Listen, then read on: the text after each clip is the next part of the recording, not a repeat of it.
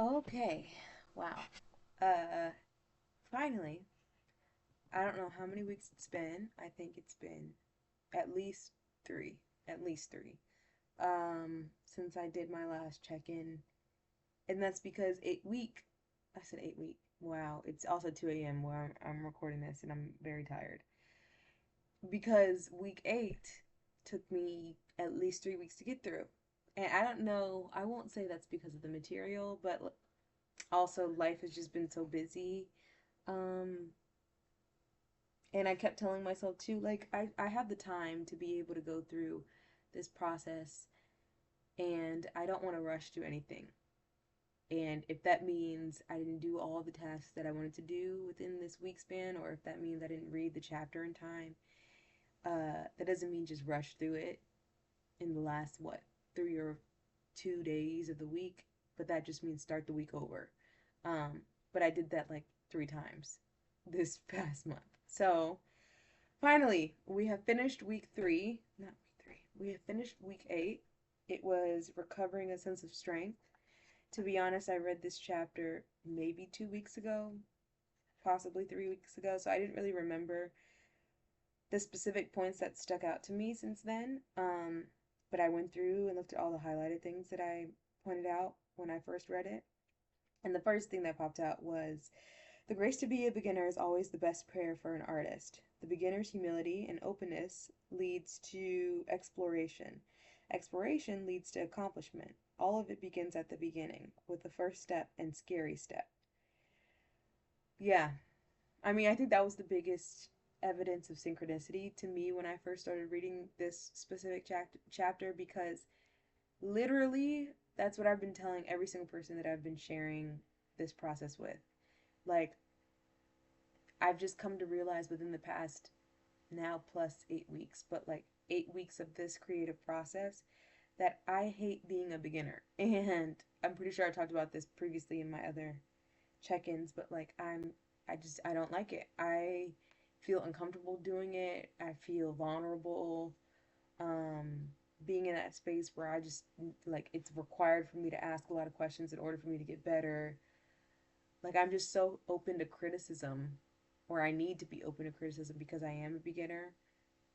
Um, which I mean that statement itself is kind of like I don't know. We'll get further into that within this chapter, but like I need to be open to learning, and my body is not used to like having to start all over again and be a beginner at something.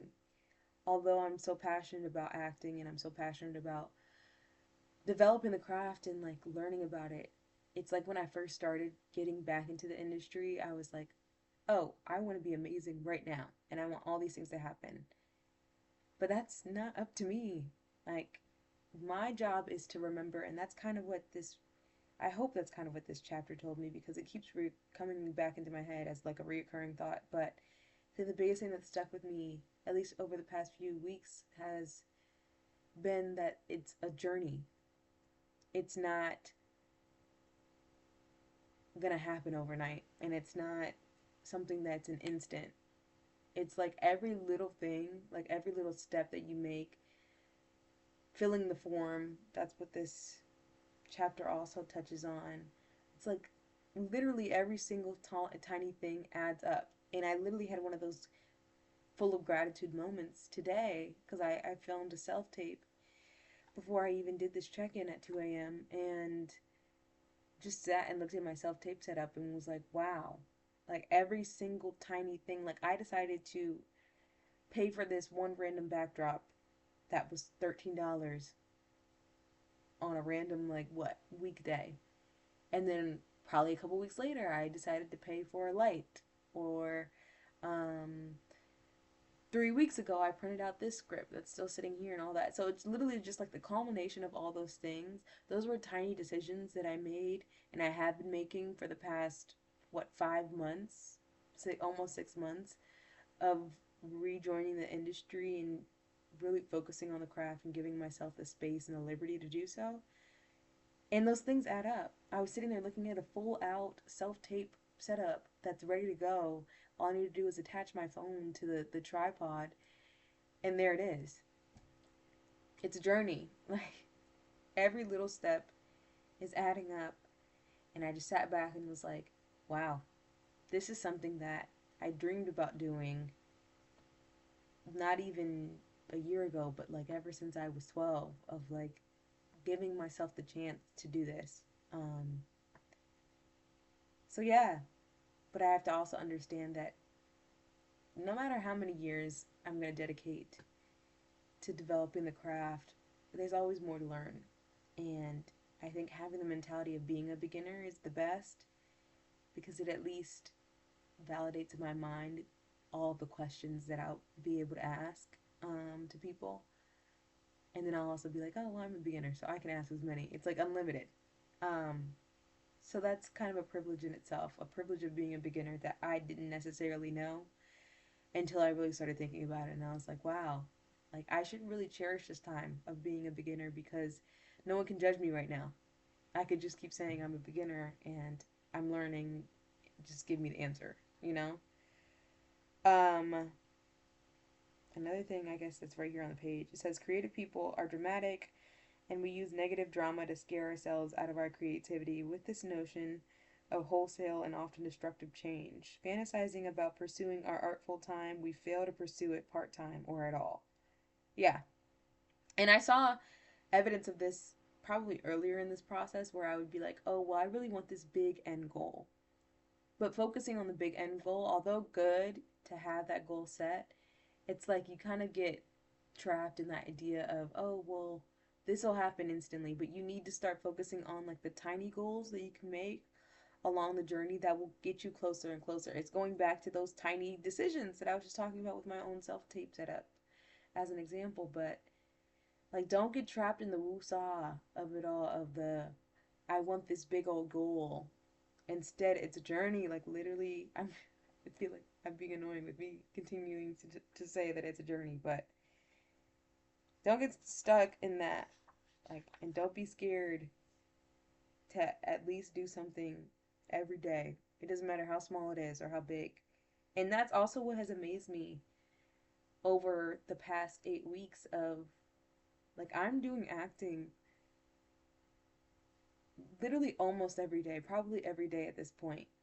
And that's something that I wanted to do. Like even when I first started back in October, November, I was like going to classes maybe once a week, maybe looking at the script, maybe twice a week, but really once a week too. So I was doing acting maybe 3 times a week, and I was like, I really want to be able to do this more often and at least do a little bit of something like developing the craft or learning more about it or watching videos or connecting with other actors. And now I can definitely say I do it almost every day. And that's exactly what I wanted. So it's the small things. What else? As block creatives, we like to pretend that a year or even several years is a long, long time. Our ego plays this little trick to keep us from getting started. Instead of allowing ourselves a creative journey, we focus on the length of the trip. It's such a long way, we tell ourselves. It may be, but each day is just one more day with some motion in it. And that motion toward a goal is very enjoyable. Enjoyable. Yeah. The journey has been enjoyable. Um, I think I'm in a really high point right now. Um, it's so interesting because I feel like previous check-ins I haven't really been at a high point. Um, it's more of I don't know. I think I was a little sad um, because I wanted to act every day and I wanted to continue to learn and develop every day, and I felt like I didn't get that or haven't been getting that chance because I haven't been getting consistent auditions or anything like that. But like within the past 2 weeks, things have just picked up, and it's because I'm starting to like develop more of my profiles, and I'm starting to just submit and not really think about what I'm the media that I'm submitting as much as I have, and just really enjoying doing it and hoping that the people who are watching also enjoy it too. But just overall, just being grateful that I even have the audition and have the chance to act. Um, so yeah, I feel like I'm thankful. I know God has put me in this position and He's opened doors for me that I don't know. Just a lot of signs of synchronicity, at least within this past week specifically too. Like I had two auditions for short films. I have a chemistry read tomorrow for one of those short films. I auditioned for another commercial this past week. Um, and then I was looking for an agent and then literally prayed about it. And the next day, I got an early email about an agent workshop. Like, how, if that wasn't an example of synchronicity, then I don't know what was. If that wasn't an example of God doing his thing and working within my life, then I don't know what would be another example of that. Um, so I'm acknowledging this time as one of those moments where God is really, really, really present. He's always present in my life, but I can really feel it. And I'm really thankful. And I know I won't always feel this way, but it makes those other moments where I won't be feeling this way almost exciting too, because I'm like, there's always gonna be highs and lows. And I know at a low, I'll be like, well, eventually there's gonna be a high. So, yeah, I'm just feeling really excited about that, feeling really hopeful, feeling really thankful, feeling really full of gratitude. What else? One more things that I highlighted. Um, yeah, I think like I feel like my mentality has changed. I don't know if that's because I'm on a high right now and have been for the past 2 weeks, but like I don't know, I know no matter what happens, like I'm always gonna find a way to express my creativity. And I'm always gonna find a way to at least try to act. Like we have so many options to be able to at least self-submit, like actors access. So backstage, even Facebook groups that I've been even getting stuff off of that too. It's just there are always ways to act. And I know if I just keep finding the ways, like I'll just that's what I want. I just want to act. I just want to do it. Yeah. What else? Oh, it's asking questions to myself. Um, what else? Yeah, just changing your mentality of like, don't think negatively. Think of ways that you can progress rather than honing in on the things that might have went wrong or what you might have perceived as wrong. I highlighted because I asked how instead of why me. I don't remember the context behind that, but it obviously hit me while I was reading it. Also, another thing I highlighted was when faced with a loss, immediately take one small action to support your artist. Yeah, I remember this chapter also talked about really embracing the losses that I felt, not only within this specific journey, but maybe losses that might have even deterred me from pursuing this earlier when I was a child, when I was a teen, when I was in college.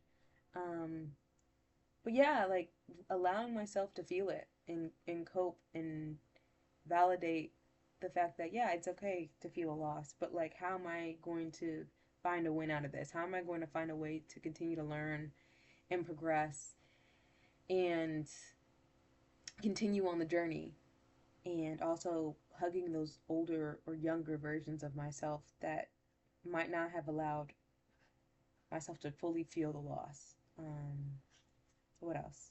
It also talks about instructors and how those who are in like almost intellectuals who are in the field or just intellectuals in general are really are honestly artists that haven't given themselves full permission to be able to pursue or maximize as much of their creativity as possible.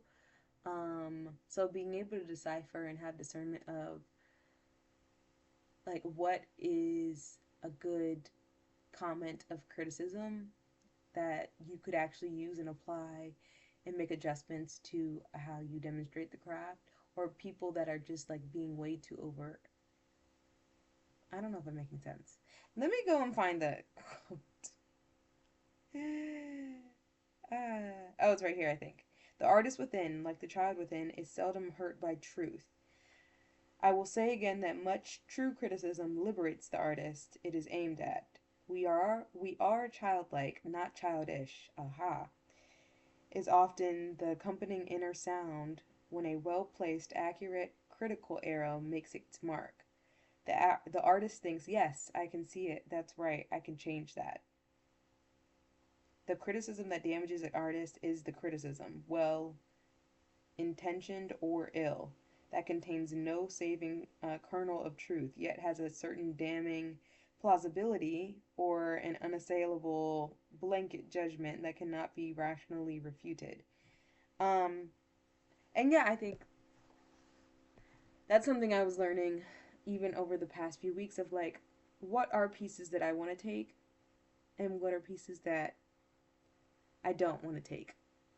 And I don't want to say that, like, I obviously have been very transparent about the fact that I'm new to this and I don't know as much as the people who are teaching these classes that I'm attending or, you know, may have gone to school for this or something like that. But I also feel like, I don't know, I want to keep certain aspects of myself because I feel like that kind of makes me different of how I embody a role or how I want to portray a certain character or even my thought process of how this character is feeling because that allows me to make unique and distinct choices.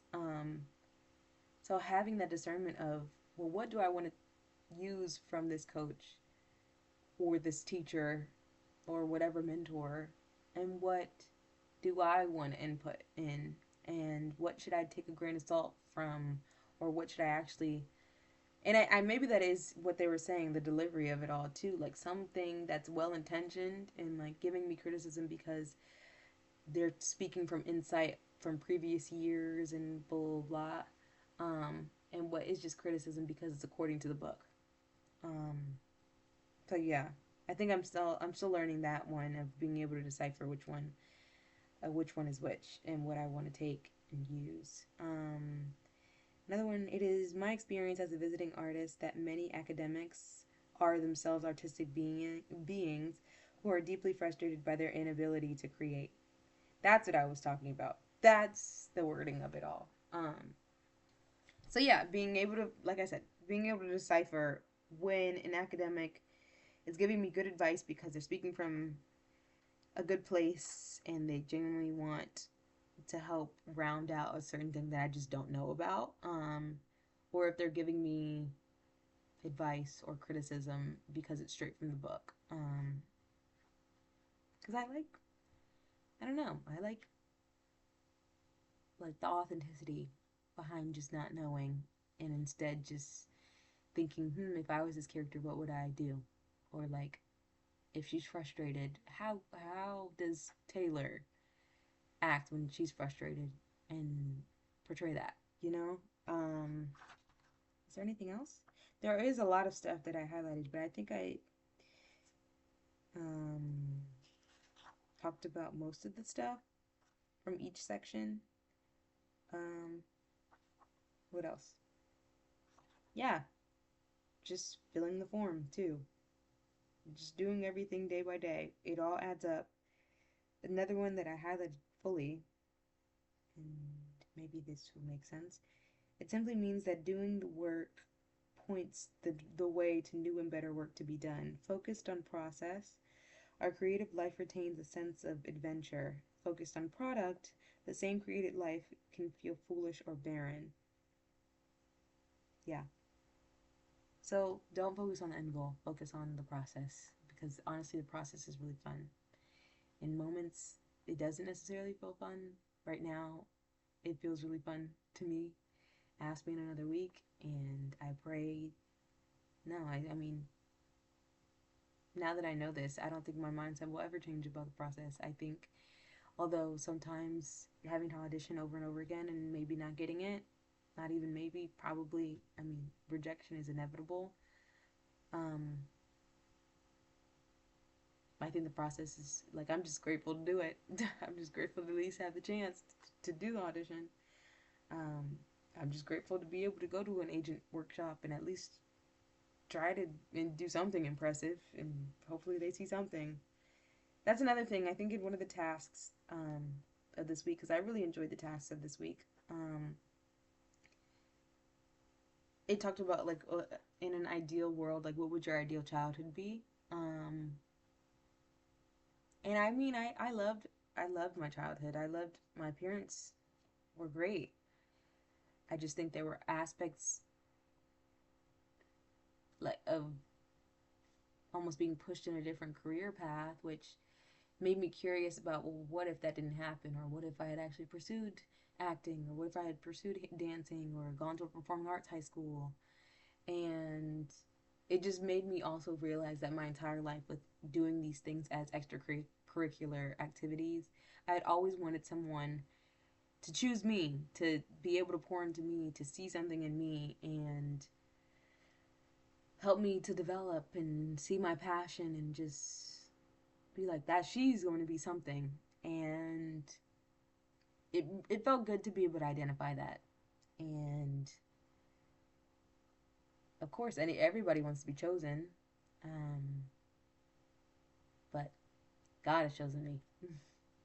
God's got me. So He's got a plan. All I have to do is trust in that. And those who are meant to be in my life and open doors for me, He's already opening doors for me. So all I have to do is trust in that. And things will work out exactly as they should.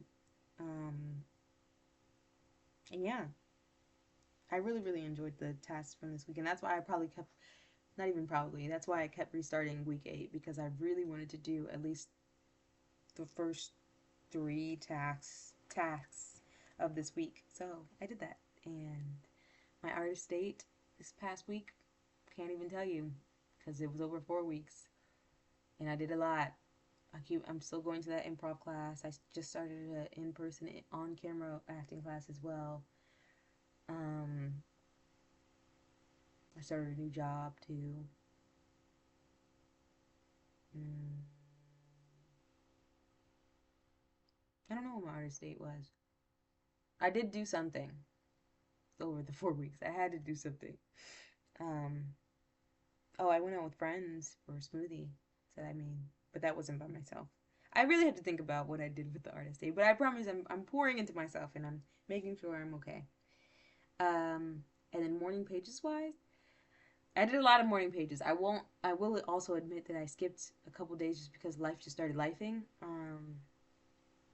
But I always came back, and every time I restarted week 8, I would restart week 8, day 1 of morning pages again. So technically, I guess I did all 7 days, but that was over the span of like 9 days from this past week of the of week 8. And yeah, I'm now in week 9, recovering a sense of compassion. I'm excited. Hopefully, I can read the chapter tonight. Oh yeah, it's only 10 pages. So I will read it tonight, because technically today is week 9, day 1. That's what I wrote in my morning pages this morning. And yeah, everyone stay blessed. That's my check-in, finally. I did not disappear. So